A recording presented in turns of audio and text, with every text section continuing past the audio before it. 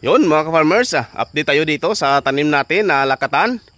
Ito na ang mga plastar ng saging natin.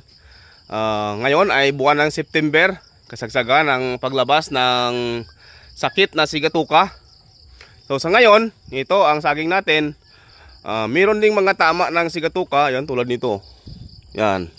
Pero okay lang yan mga ka-farmers dahil kiring-kiri ng saging natin ang sakit na ito. Dahil meron tayong Growers Bet 1000 plus foliar fertilizer na ina-apply dito. So ito, tingnan niyo ang replacement natin, ang lulusog ng dahon, Yan. At ito yung mga bunga ng saging natin. Nakaribuning na tayo dito. And then nakapagpatanggal tayo dito ng subwal mga ka-farmers dahil meron tayong orders. Ito yung mga subwal na tanggal natin dito. Patuloy ang paghakot ng mga tauhan natin.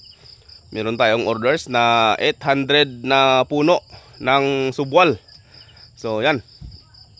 Kahit sa subwal lang ay benta tayo.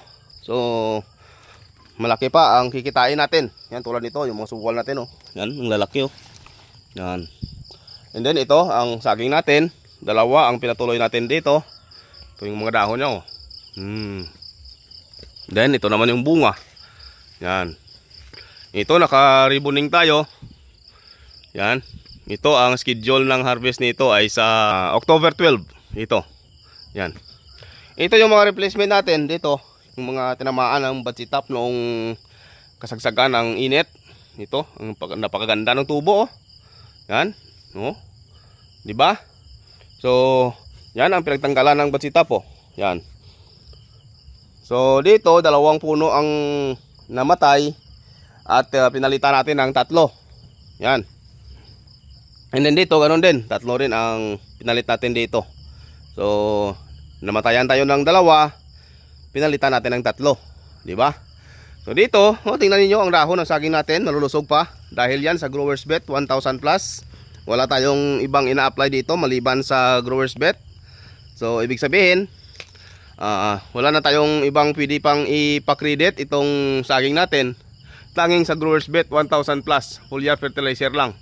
Hindi natin pwede itong i-credit sa insecticide at fungicide dahil hindi tayo ma-apply ng kahit anong insecticide at fungicide dito.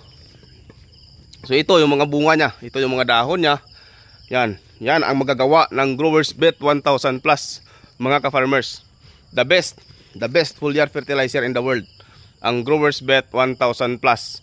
Hindi natin makamit ang ganitong status ng saging kung wala ang Growers Bet 1000 plus. Hindi natin ito kita ng ganitong kaganda ang tanim natin kung aasa lang tayo sa insecticide at fungicide. So ito, yan. Ito yung mga bagong tanim natin dito na sobrang ganda, O di ba? So kayo diyan sa mga malalawak na taniman ng saging na lakatan at Cavendish dyan sa Mindanao, gumamit na kayo ng Growers Bet 1000 plus para kampante kayo na hindi mapasok ng sakit ang inyong mga tanim dahil tested and proven na natin mga ka-farmers.